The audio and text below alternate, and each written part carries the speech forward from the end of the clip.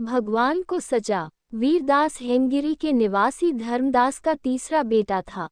पढ़ता बिल्कुल नहीं था, खेल कूद में ही समय गुजारता था। थोड़ा बड़ा हो जाने के बाद बुरे लोगों के साथ उसकी दोस्ती हो गई। खेती के काम में या घर के काम काजों में न ही वह पिता की मदद करता था न ही भाइयों की। धन पानी की तरह खर्च करता था। जहाँ जहाँ कर्ज मिलता था लेकर खर्च कर देता था। उसने 100 अशफियाँ से अधिक कर्ज ले लिया था। एक दिन सबके सब ऋणदाता धर्मदास के घर आए।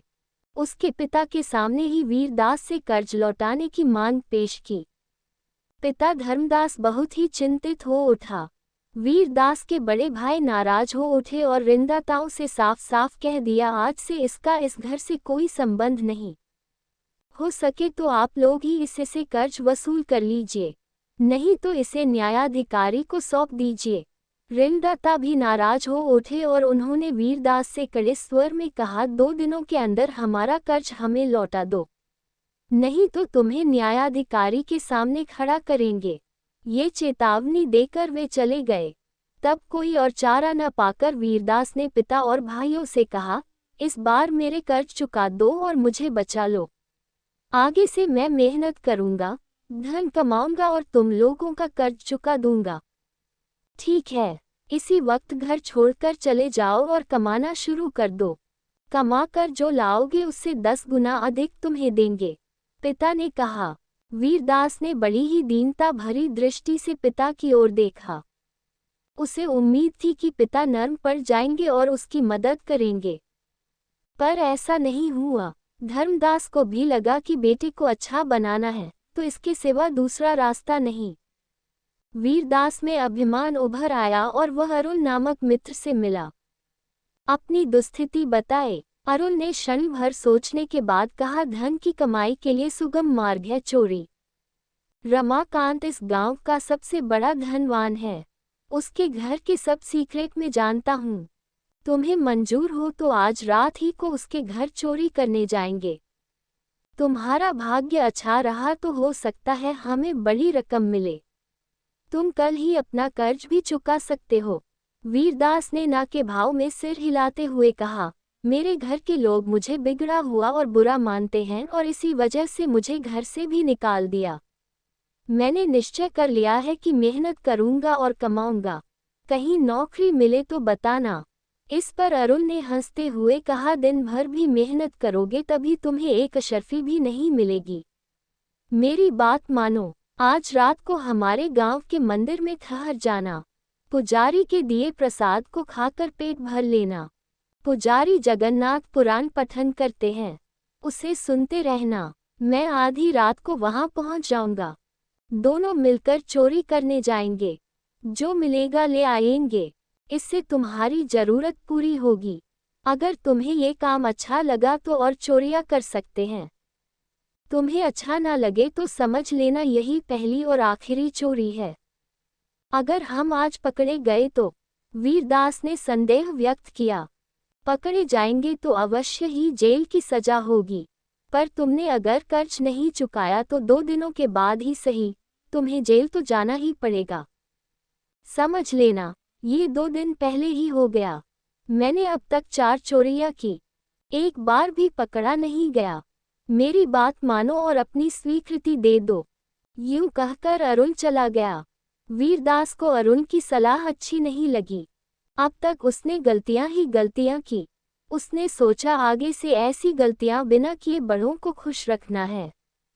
अंधेरा होते होते वीरदास कमजोरी महसूस करने लगा। तब उसे अरुण की बातें याद आई। वह सीधे मंदिर गया और पुजारी का दिया प्रसाद खाकर पेट भर लिया। पूरन पठन सुनने बैठ गया। पुजारी जगन्नाथ पुराण पठन में और असाधारण माना जाता था। उस दिन वह गीतोपदेश पर प्रकाश डालते हुए बता रहा था, अपने को बड़ा समझाना गलत है, अहंकार है। अनजाने में हमसे जो गलती हुई उस पर हमें ज्यादा दुखी होना नहीं चाहिए। जो करता है और जो करवाता है वह हमें ही बसे भगवान है। यह बातें वीरदास के दिमाग में खूब बैठ गई। वह सोचने लगा, भगवान ने ही अरुण के रूप में मुझे चोरी करने के लिए प्रोत्साहन दिया। अगर मैं चोरी करूंगा तो वह गलती मेरी नहीं होगी, भगवान की होगी। इसलिए आज अरुण के साथ चोरी करने जाऊंगा। आधी रात को अरुण मंदिर आया और वीरदास को जगाया। दोनों मिलकर धनवान रमाकांत के घर गए। दोनों धीरे से रमाकांत के शयनागार में घुसे। अरुण ने सो रहे रमाकांत के तकिए के नीचे से चाबियां निकाली और लोहे की अलमारी खोली। वह अलमारी रत्नों, जवाहरातों, स्वर्ण आभूषणों तथा अशहरफियों की थैलियों से खचाखच भरी हुई थी। वीरदास उन्हें देखता ही रह गया। अरुण ने अशफियों की 2 थैलियां ली। वीरदास ने भी अशफियों की 2 थैलियां ली। उसी समय अरुण चीख पड़ा। उससे चीख रोकी नहीं गई। इस आवाज को सुनकर रमाकांत चौंक पड़ा और उठ बैठा। दोनों को देखते ही वह चिल्ला पड़ा, चोर चोर। उसकी चिल्लाहट सुनते ही घर के लोग, पहरेदार दौड़े दौड़े वहां आए।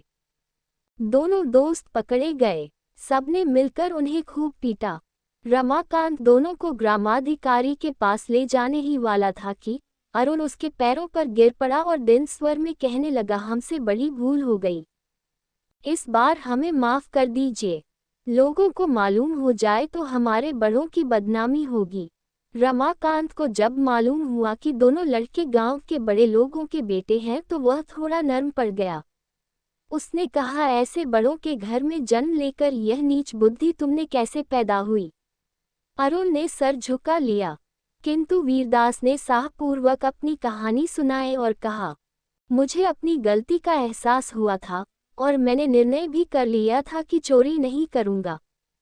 पर जगन्नाथ पंडित के गीता पाठ को सुनने के बाद मैंने विश्वास कर लिया कि मैं जो करूंगा वह भगवान का ही आदेश होगा, इसलिए चोरी करने को तैयार हो गया और आप सबके हाथों बुरी तरह से पीटा गया।